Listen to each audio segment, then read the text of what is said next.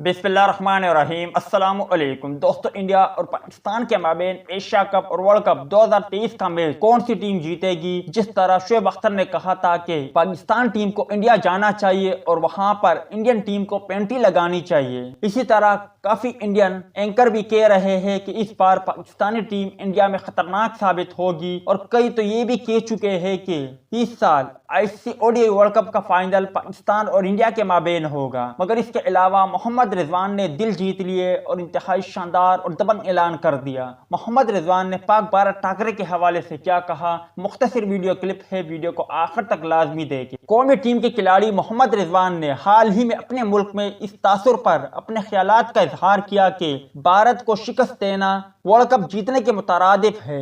एक इंटरव्यू में उन्होंने कहा कि हम भारत के खिलाफ फतह को वर्ल्ड कप जीतने के मुतरादिफ नहीं समझते, सिर्फ भारत को हराना असल वर्ल्ड कप जीतने के बराबर अहमियत नहीं रखता। मोहम्मद रिजवान ने जोर देकर कहा कि उनका हतमी मकसद सिर्फ भारत को हराना नहीं बल्कि वर्ल्ड कप जीतना है। अब आप भाई मुझे बताए, एशिया कप में जो पाक भारत टाकरा होगा और इसके अलावा वर्ल्ड कप 2023 में जो पाक भारत टाकरा होगा, ये कौन सी टीम जीतेगी? इस हवाले से कमेंट सेक्शन आपके कमेंट्स का मुंतज़िर रहे।